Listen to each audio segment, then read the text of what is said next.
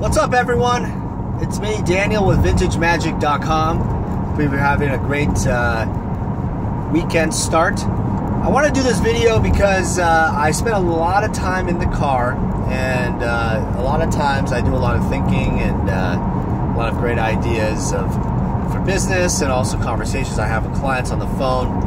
And so I want to do today's video in regards to a very serious topic, and in regards to liability of altered and fake cards, and specifically who takes responsibility for legally if a card has been altered on a fake or counterfeit or reback card. Now let me kind of preface this kind of conversation because I got this next information by a gentleman in Connecticut. Connecticut is one of the 51 states in the United States of America, for those of you who are from out of the country. And Connecticut's right next to Vermont. So we, on the East Coast, and this gentleman was very nice to share something. At GP Vegas 2017, apparently one of the vendors had some counterfeit or some rebacked Power 9 cards, but altered by a very famous alterist named Eric Klug, K-L-U-G. And he was selling those alters on his store, and people ended up calling him out saying, "Hey, wait, these are reback cards." Not only because they could tell by the way they feel in a way, or the weight stock and such, but also, most importantly, the print itself did not match up with an unlimited alpha or beta card. So, wow, that's pretty crazy. So, for those of you who kind of recall my Glendora Alters video, just to let you kind of backtrack, I'll put the link below. Glendora Alters is a seller on eBay who essentially was selling altered cards that were fake, rebacked cards. And she is having numerous issues with eBay, PayPal, lots of different, maybe even the, police in a way, because what she's doing is a crime, and it's completely wrong. So this situation is not new. This has happened before, right? But the question is, who takes... Now, remember, she's selling cards, okay? And she's also doing the altered work. Now, let's go back to this Eric Klug situation, and also this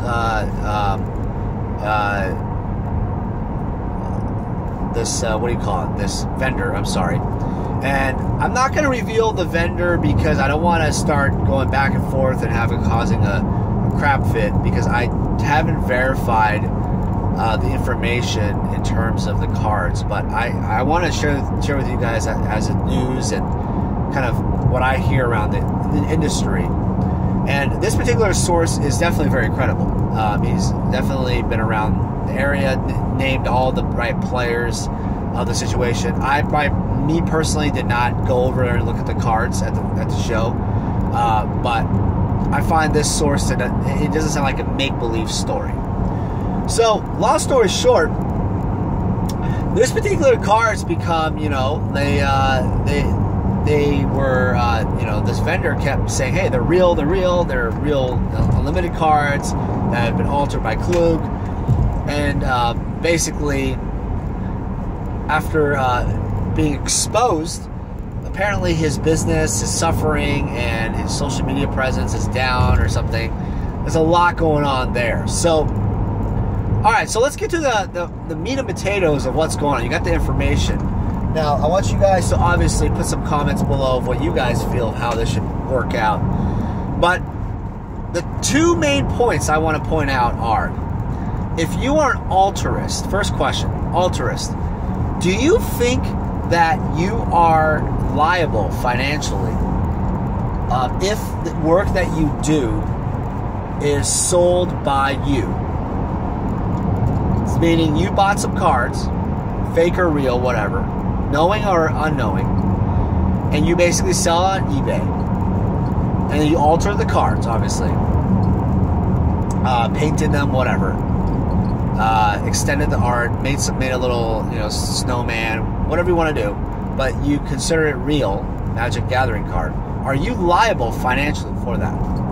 Number 2 question: do you think that, and that's pretty obvious, but number 2 is, do you think that if you get commissioned, meaning if someone sends you the Magic the Gathering cards, someone sends you the cards to work on, are you then liable if the card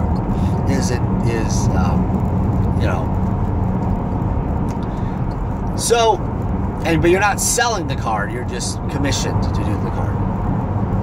All right, write your answers below, pause the video, whatever you want, go to the bathroom, grab a soda, come back. Okay, let's talk about what I think. Number 1, obviously, if you are anybody that is altering cards to hide away the fact that they're counterfeit, reback knowingly,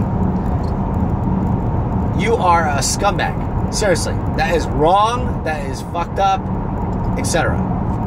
Now, unknowingly, let's talk about this. If you are just an alterist who bought some cards on eBay and they were fake, or or you got them from Craigslist, traded with some buddies, and you didn't know, unfortunately, I wouldn't put you in the scumbag category, but I still consider you someone who should have researched what you're buying prior to selling it onto the secondary market.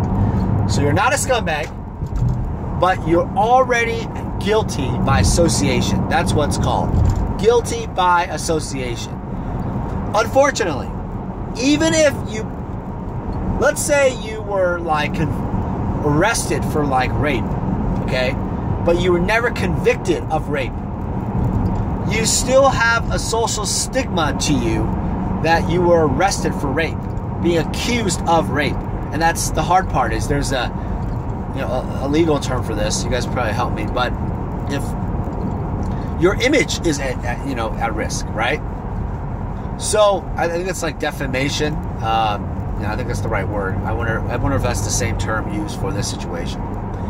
But your character is at risk. That's the problem. You're altering cards that are fake and counterfeit. Then the next scenario. The next scenario is if you are commissioned, a Magic Gathering artist, altarist, anybody, if you're being commissioned, everybody, this is the most probably frequent thing that happens.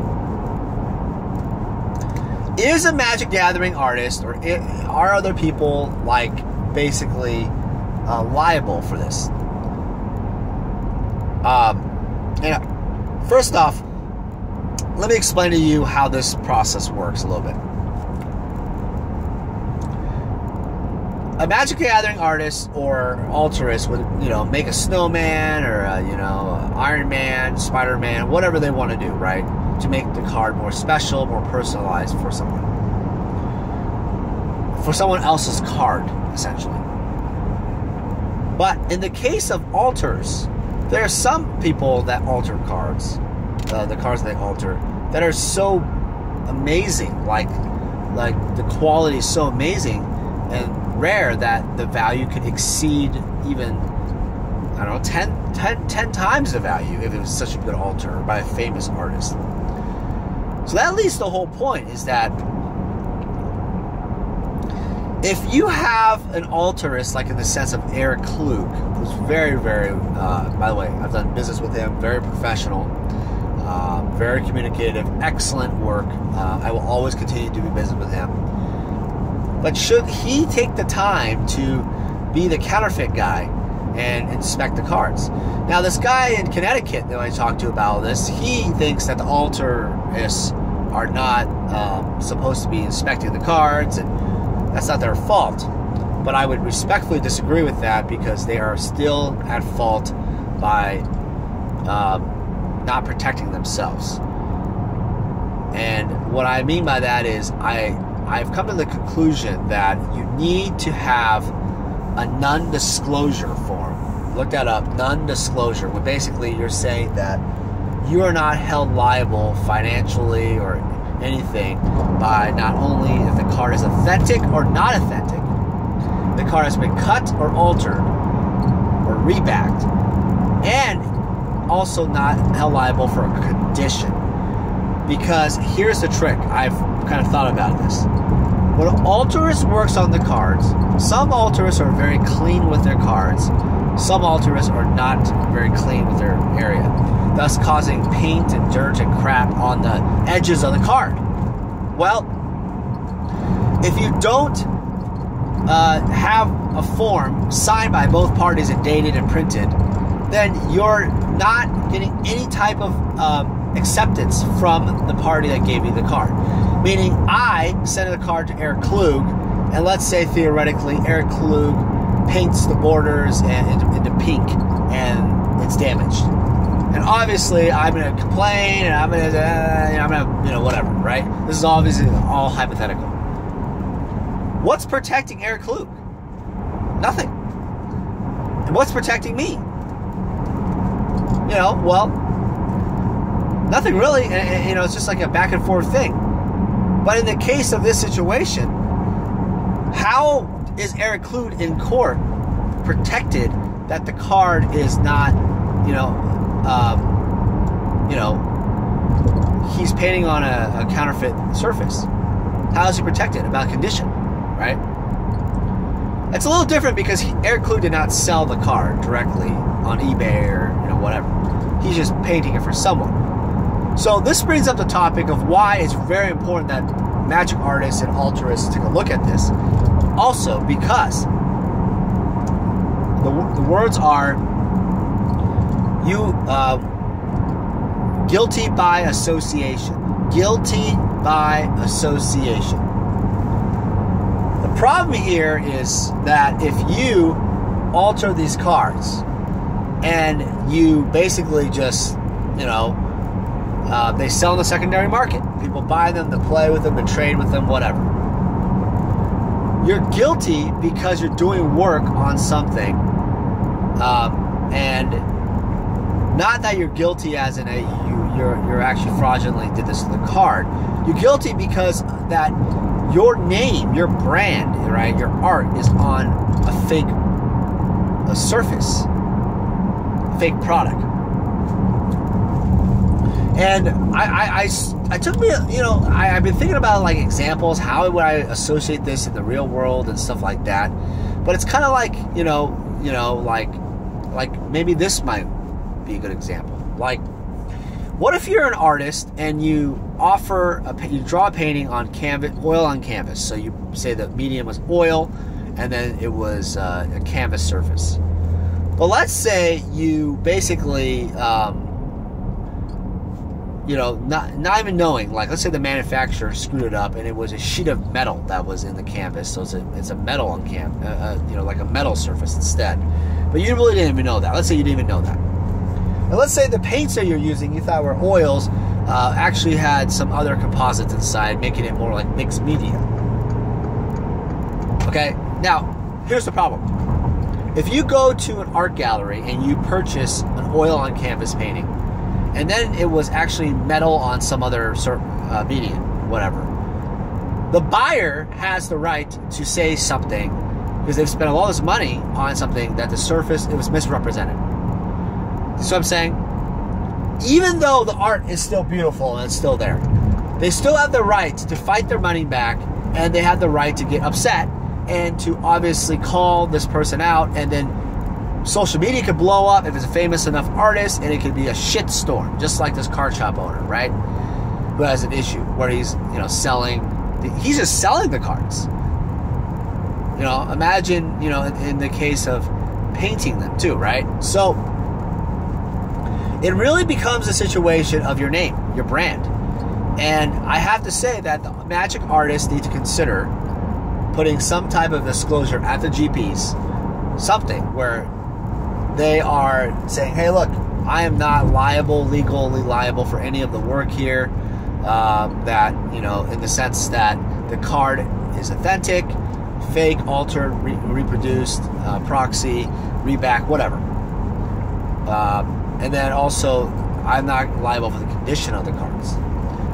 So, You know, obviously logistically, this is kind of a pain in the ass because you're going to have to like get these little forms at your table at the GP. But honestly, as an artist, it's not that hard. You can print out free stuff normally at the business center, at shows.